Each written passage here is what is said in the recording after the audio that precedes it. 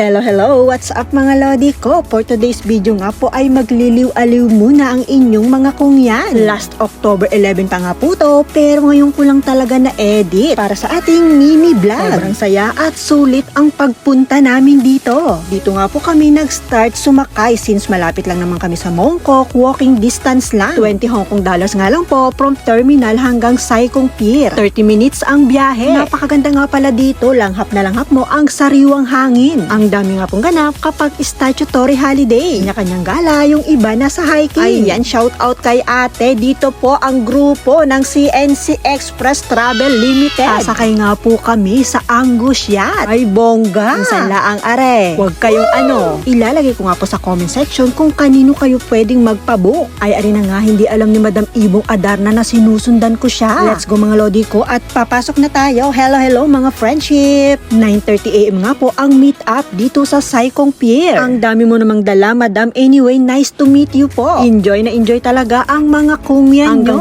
4:30 PM nga po kami nagstay dito sa yate. Happiness overload. Lasing na ba mga lodi ko? Hello!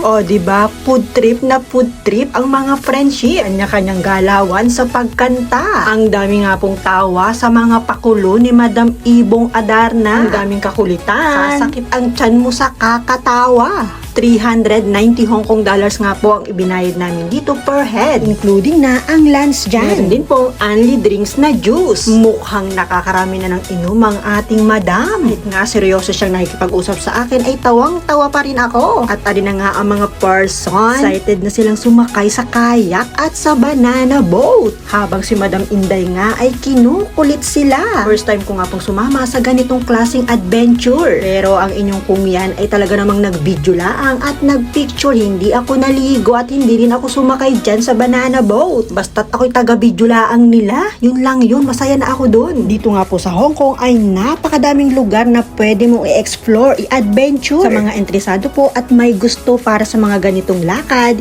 i-message nyo lang po ang ating Madam Lilette sa kanyang WhatsApp. Nasa comment section nga po ang details. Hello ate, okay ka lang ba dyan? Mukhang enjoy na enjoy eh.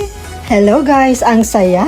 Dito nga po sa Angus Yacht ay mayroon ding pa-slide. Exciting, di ba? Para nga po sa mga bago kong naging kaibigan dyan, thank you so much. Nice to meet you all po. Another adventure, another gala. Siya mga lodi ko, bye for now!